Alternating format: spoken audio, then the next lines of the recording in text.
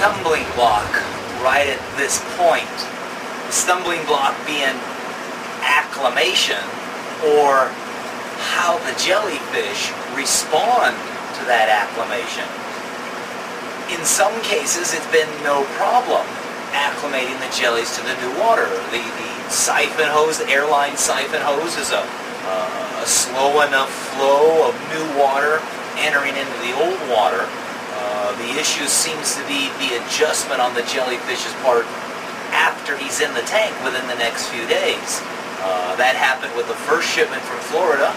That happened with the last shipment from Japan. The second shipment from Florida, there was a problem before the box was even opened. And I guess we'll find out today how this shipment's going to do. Because to be quite honest with you, I've probably got, with today's expense, well over $4,000 invested in the last 4 shipments of jellyfish. And that learning curve is just becoming too expensive as far as the wild-caught jellies are concerned. So if this shipment doesn't do well, we may have to just go back exclusively to tank-raised livestock. So, with our fingers crossed, let's see how this shipment's going to do. And if I haven't already said it, this shipment is from our Japanese supplier.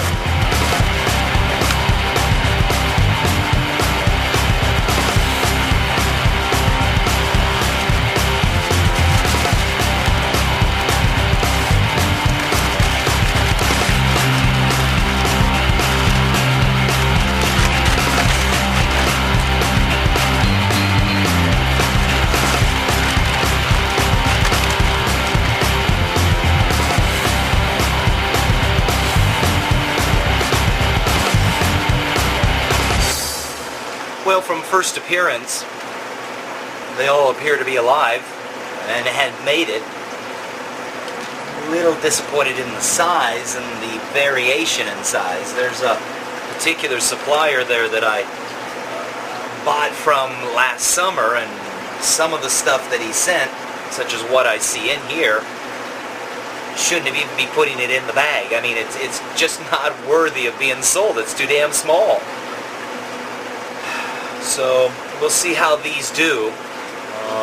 And again, if we're not successful with the wild caught, we're just going to have to stop doing it. It's just too much expense and nothing coming from it. So let's start acclimating and move forward. I've pointed out before that our method of acclimation is a slow, steady one. We'll use airline tubing, create a siphon of water from the tank the jellies ultimately are going to go into, and that siphon will lead down into the container that they were shipped in. And over the course of the next few hours, we'll allow them to become used to the new water. You know, there's also an assumption on my part that the water quality is the same as what I'm putting them into. So I thought before I got too far along on acclimating, I'd find out really where we're starting from. And this is a hydrometer. Basically, it's a glass tube. It's already marked in a certain manner. And the greater the salinity, the higher the glass tube floats. And I have the glass tube inside a plastic tube. 1021. So that's right where the salinity should be, so we shouldn't be off there. I think I will test for the pH as well.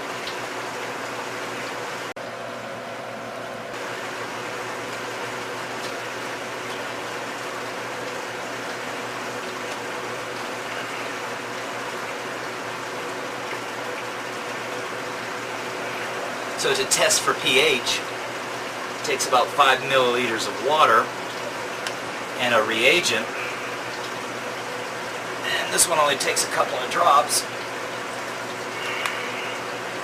Shake it. And you can maybe see the color there. I'll go double. Hang on here.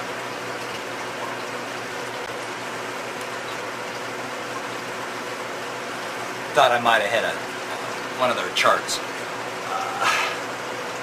8.1, so that's a strong pH, maybe 8.0. So water quality wise, what's in the bag is the same as what's in the tank. So there's some other issue that the jellies are having a hard time adjusting to.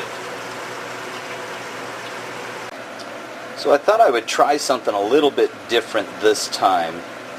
I'm going to aerate lightly the jellyfish so that they tend to not increase the oxygen content, but create a little circulation within the bag that they were shipped in, or should I say the bag that they're now acclimating in. It might help circulate the water a little bit better, and that way if there's differences in the salinity, which I suspect there is, because I did test the tank and it is 1.024, so there's a few points difference there. And the other thing that I noticed is all the jellies are at the surface.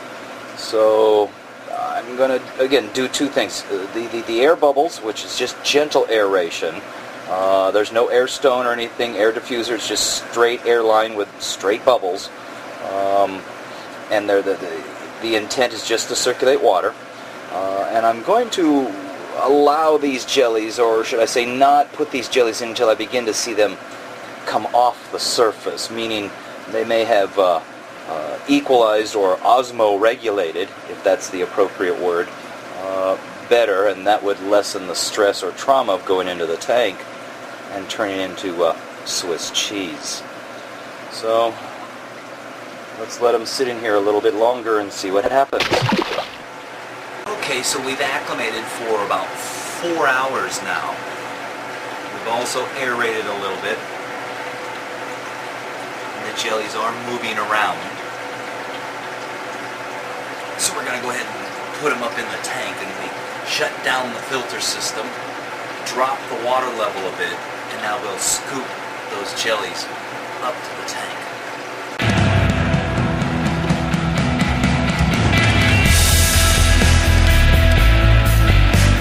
As I've mentioned before, you never want to use a net to collect jellyfish.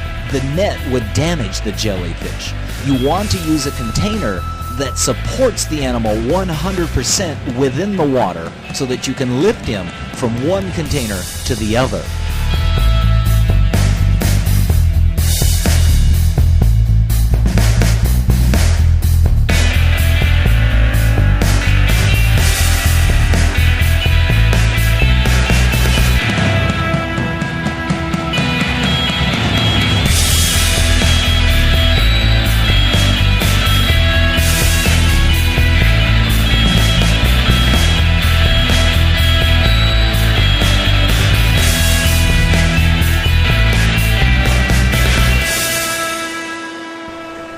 So tune back in for part 5 to find out how well these Japanese jellyfish did and which direction I actually end up going. Continue with the wild caught or concentrate solely on tank-raised jellyfish.